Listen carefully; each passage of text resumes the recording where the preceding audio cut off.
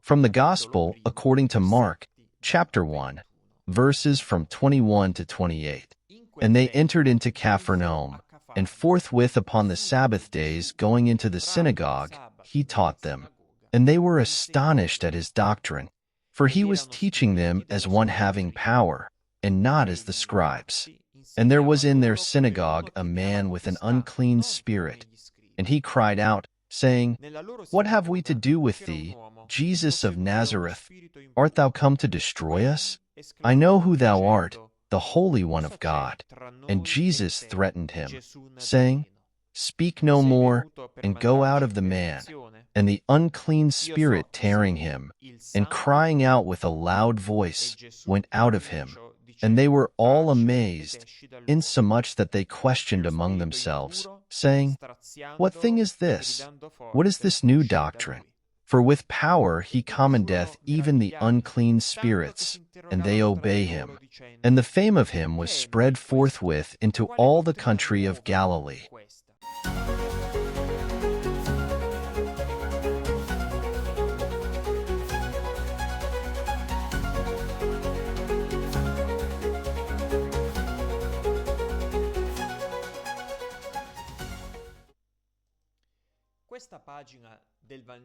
This page of the Gospel, according to Mark, offers a profound reflection on the nature and authority of Jesus Christ, the Son of God.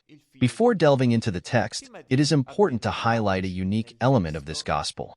Mark is the only evangelist who titles his writing with the word gospel, a term that, in ancient Greek, means good news. For the ancient Romans, the primary recipients of this scroll written by St. Mark, who was a disciple of St. Peter, so much so that this could be considered the Gospel of St. Peter in many respects, just as the Gospel of St. Luke could be considered the Gospel of St. Paul. The word gospel had a specific meaning. It indicated the message brought by a herald about the military victory achieved by the emperor over the opposing king. With this title, therefore, Mark wants to present to the Romans the good news of the victory of another emperor, the true king, namely Jesus Christ, who has defeated the true enemy of humanity, the devil, and his subjects, namely the flesh and the world. The victory of Christ finds its apex in the cross, but in the Gospel of Mark, particular emphasis is given to the resurrection, which definitively seals this victory and manifests the glory of the King, the Lion of the tribe of Judah. Already at the beginning of his writing, St. Mark introduces us to an emblematic episode that shows the power of Christ, revealing who he is and what his relationship with the enemy is. Note well that, in many modern translations, the word authority is used in this episode, but the original Greek xiomicron upsilon sigma alpha is correctly translated by St. Jerome as potestas, which in the ancient sense has a different meaning from authority.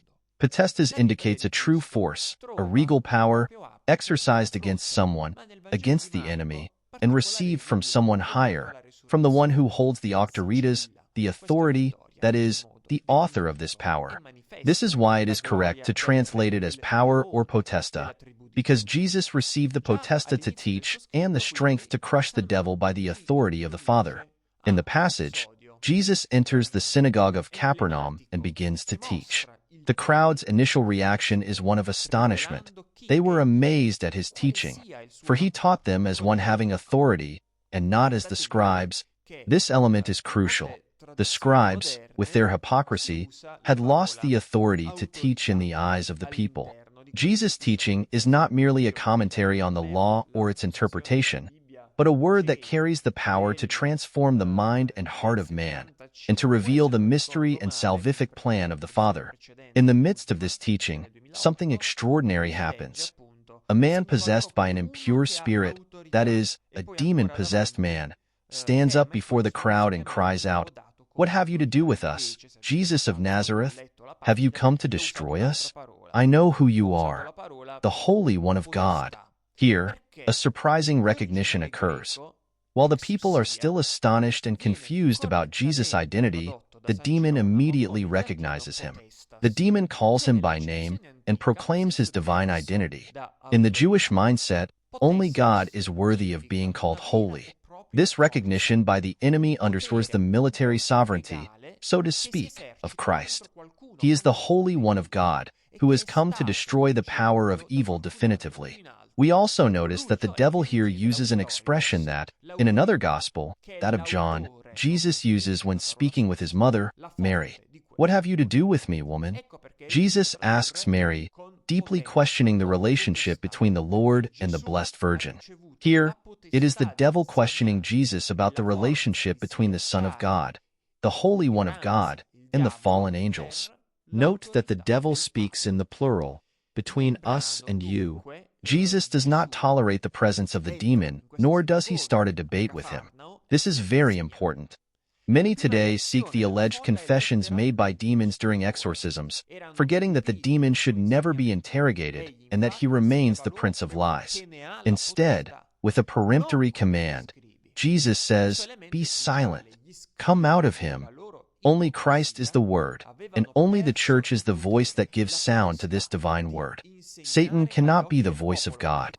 Immediately, the impure spirit leaves the man after shaking him violently.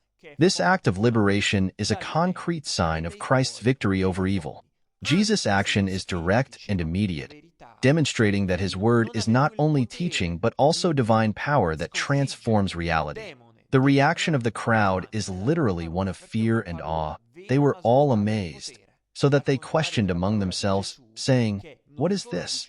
What new doctrine is this? For with authority he commands even the unclean spirits, and they obey him." The authority of Jesus is recognized not only by his words, but also by his actions. He is the divine master who teaches with a power that no one else possesses, because it is God himself who works in him. This episode, as always in the Gospels, anticipates the entire mission of Christ, culminating in his passion, death, and resurrection. The struggle against evil, represented here by the exorcism, is an integral part of his redemptive work. St. Mark wants to convey to his readers, especially the Romans, that Christ's victory over evil is total and definitive.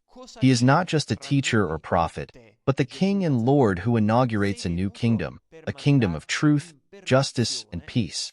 This page of the Gospel invites us to recognize the unique power of Jesus and to let ourselves be transformed by his word. Like the crowd in the synagogue, we are called to marvel and question, who is Jesus for us? What new doctrine is this? Do we recognize in him the Holy One of God, the King who has conquered the evil one and continues to work in our lives? This is the heart of the Gospel, the good news that Mark invites us to embrace with faith and humility.